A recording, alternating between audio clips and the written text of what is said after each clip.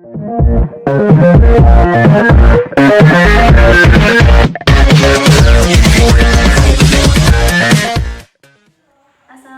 warahmatullahi wabarakatuh.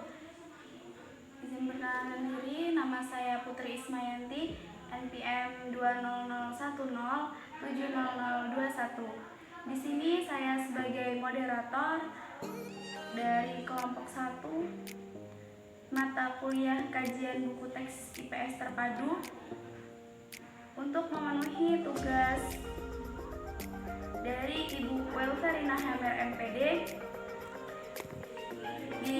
Makalah ini disusun oleh Bagus Aziz Saputra, Dea Amelia, Khotijah, Koimatun Nopiah, Melina Wijaya Putri, Puput Ayu Putri, Putri Ismayanti, Riki Aprianto.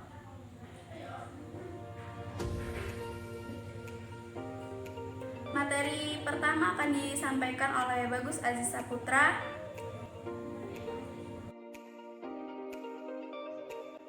Assalamualaikum warahmatullahi wabarakatuh. Perkenalkan, nama saya Bagus Aziz Saputra, NPM 20010710003. Di sini saya akan menjelaskan materi tentang karakteristik perkembangan anak di tingkat SMP. Materi pelajaran yang dikembangkan dan disusun mengacu pada beberapa disiplin ilmu, kemudian dikaitkan dengan aspek kehidupan nyata dan disesuaikan dengan perkembangan peserta didik dengan karakteristik usia, tingkat perkembangan berpikir, dan kebiasaan bersikap dan berperilaku. Dalam dokumen Peraturan Menteri Pendidikan Nasional 2006 dikemukakan bahwa IPS untuk SMP dan MTS memiliki kesamaan dengan SD, yang mengkaji seperangkat peristiwa, fakta, konsep, dan generalisasi yang berkaitan dengan ilmu sosial. Pada jenjang SMP atau MTS, mata pelajaran IPS memuat materi geografi, sejarah, dan sosiologi dan ekonomi. Dari ketentuan ini, maka secara konseptual, materi pelajaran IPS di SMP mencakup dan mengakomodasi seluruh disiplin ilmu sosial. B. Faktor-faktor yang mempengaruhi anak tingkat SMP. Mata pelajaran IPS, SMP atau MTS disusun secara sistematis, komprehensif, dan terpadu dalam proses pembelajaran menuju kedewasaan dan keberhasilan di kehidupan bermasyarakat. Adapun faktor-faktor yang mempengaruhi anak tingkat SMP: 1. Memahami lingkungan kehidupan manusia.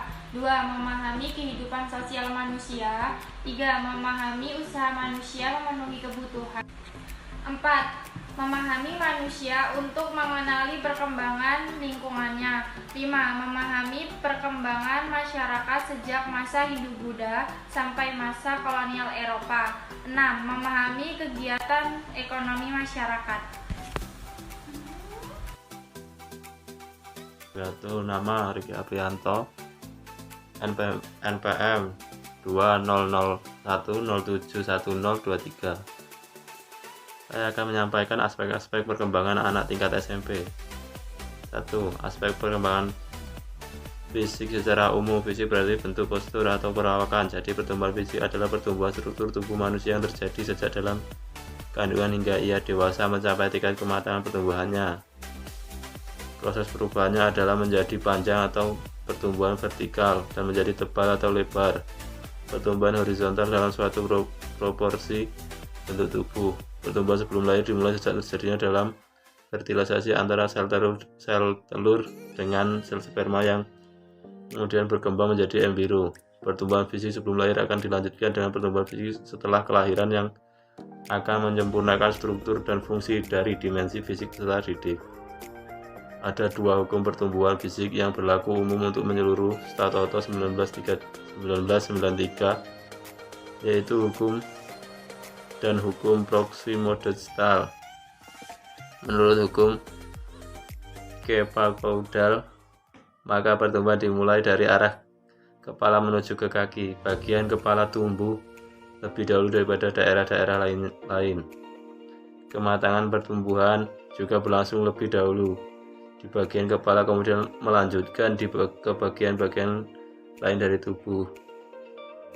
Bayi baru lahir sudah dapat menggerakkan mata atau bibir, kemudian pada masa berikutnya mampu menggerakkan lengan dan tangan, dan kemudian disusul dengan kemampuan menggerakkan tungkai dan kaki.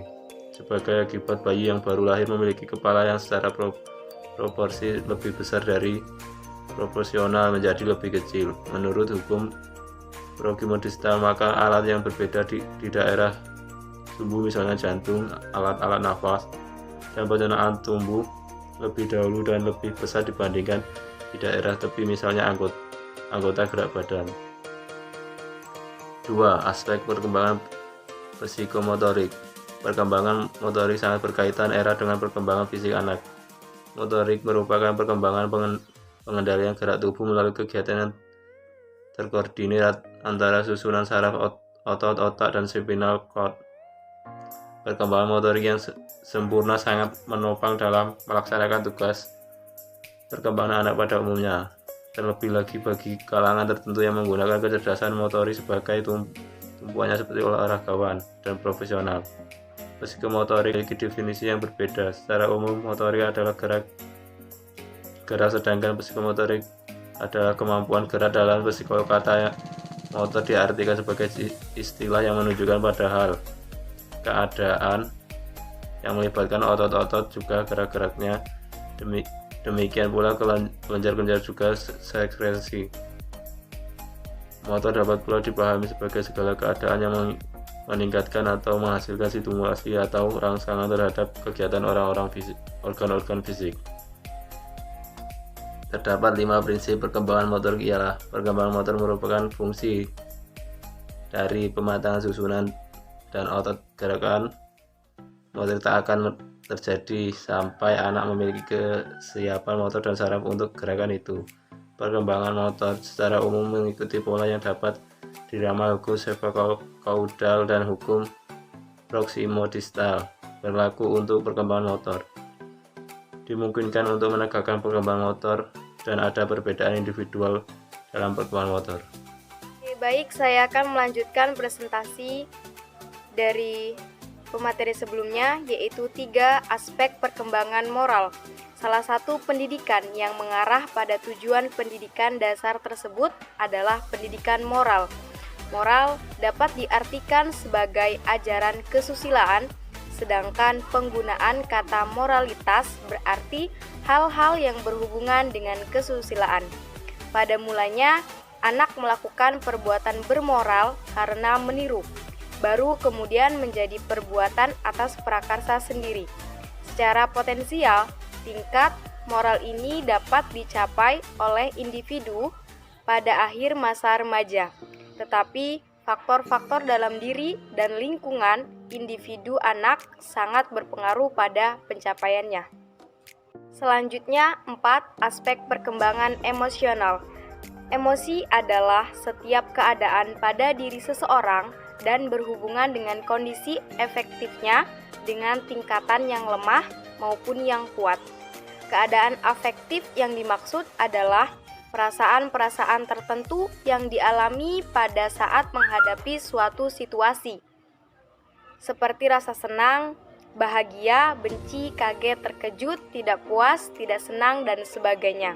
Keadaan emosi pada setiap anak berbeda. Kadang ada anak yang mengontrol sehingga emosinya tidak tercetus keluar dengan perubahan atau tanda-tanda fisiknya. Selanjutnya, 5 aspek perkembangan sosial. Samsu Yusuf 2007 mengatakan bahwa perkembangan sosial merupakan pencapaian kematangan dalam hubungan sosial. Perkembangan sosial dapat juga diartikan sebagai proses belajar untuk menyesuaikan diri terhadap norma-norma kelompok moral dan tradisi, meleburkan diri menjadi satu, kesatuan, dan saling berkomunikasi dan bekerja sama. Perkembangan aspek sosial diawali pada masa kanak-kanak usia 3-5 tahun. Anak senang bermain bersama teman sebayanya.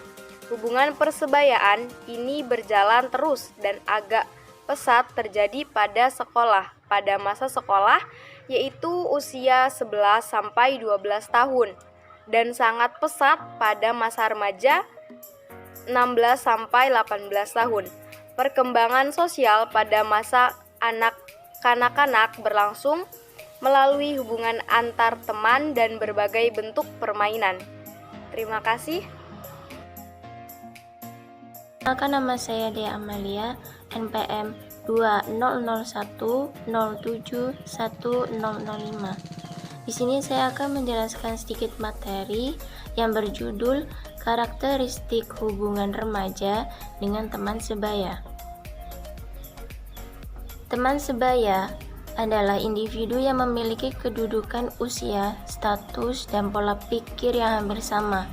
Belazavi pada 2016, teman sebaya didefinisikan sebagai kelompok sosial yang terdiri dari orang-orang yang usia, pendidikan, atau status sosial yang serupa. Kiuru pada 2008 menyatakan bahwa lingkungan sosial terdekat seperti keluarga dan teman sebaya menjadi lingkungan signifikan bagi perkembangan remaja. Calvo pada 2008 menyatakan bahwa perilaku individu dipengaruhi oleh rekan mereka, sehingga teman sebaya menjadi rujukan dalam mengembangkan perilaku remaja. Remaja dalam pertumbuhan dan perkembangannya merupakan kelompok beresiko terhadap masalah kesehatan. Salah satunya perilaku seksual, adanya pengaruh negatif teman sebaya, dan paparan pornografi meningkatkan risiko terjadinya perilaku seksual remaja. Lingkungan teman sebaya tentunya memiliki peran bagi remaja dimanapun berada, tak terkecuali di sekolah. Lingkungan teman di sekolah juga memiliki peran tersendiri bagi siswa di sekolah tersebut. Teman sebaya berperan untuk memberikan dukungan sosial, moral, dan emosional bagi siswa. Dukungan-dukungan tersebut diwujudkan melalui sikap saling perhatian antar siswa, saling memberikan nasihat dan masukan ketika siswa mendapat masalah, saling bercerita, keluh kesah, dan saling mengadu ketika ada masalah. Bahkan siswa lebih memilih untuk bercerita mengenai segala permasalahan kepada teman sebaya daripada orang tua atau guru. Baik, selanjutnya saya Koimah Nadia akan menjelaskan materi tentang peran lingkungan teman di sekolah bagi siswa di sekolah tersebut. Yang kedua, teman sebaya berperan sebagai agen sosialisasi bagi siswa lainnya. Sosialisasi merupakan proses penyesuaian diri individu dengan lingkungannya, berinteraksi, pengembangan relasi, dan belajar untuk bertingkah laku berdasarkan patokan atau norma yang diakui oleh masyarakat.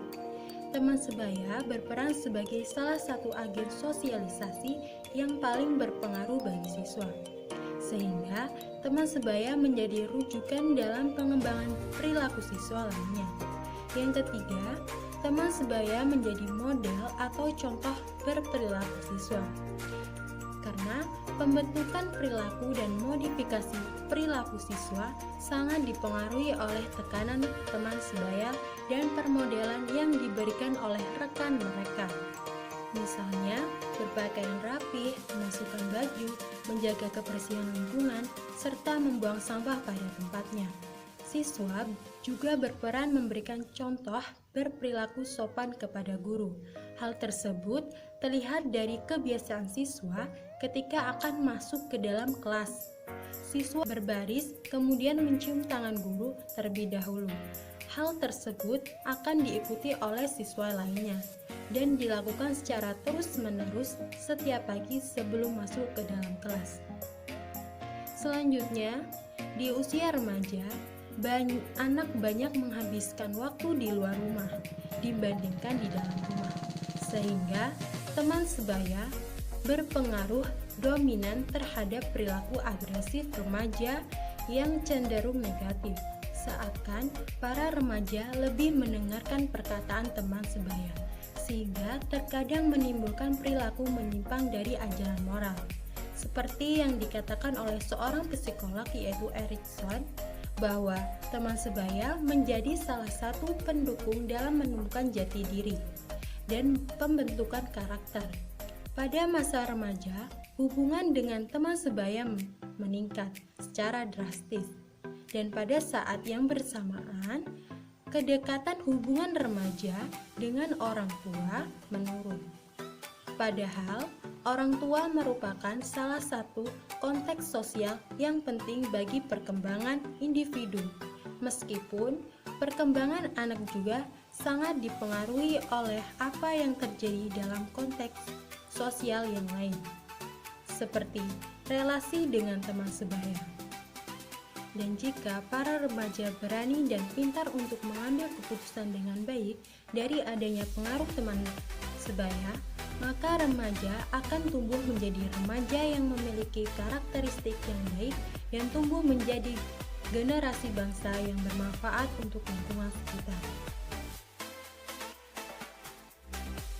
Jadi kesimpulannya, karakteristik perkembangan anak tingkat SMP adalah perkembangan yang disusun mengacu pada beberapa disiplin ilmu secara terbatas, kemudian dikaitkan dengan aspek kehidupan nyata real peserta didik sesuai dengan karakter usia, tingkat perkembangan berpikir dan kebiasaan bersikap dan berperilaku, dengan beberapa faktor yang mempengaruhi anak tingkat SMP seperti memahami lingkungan kehidupan manusia, memahami kehidupan sosial manusia, memahami usaha manusia memenuhi kebutuhan, memahami manusia untuk menggali perkembangan lingkungannya, memahami perkembangan masyarakat sejak masa Hindu-Buddha sampai masa kolonial Eropa, memahami kegiatan ekonomi masyarakat, dan adapun aspek-aspek yang mempengaruhi yaitu perkembangan fisik, perkembangan psikometrik, perkembangan moral, perkembangan emosional, dan perkembangan sosial.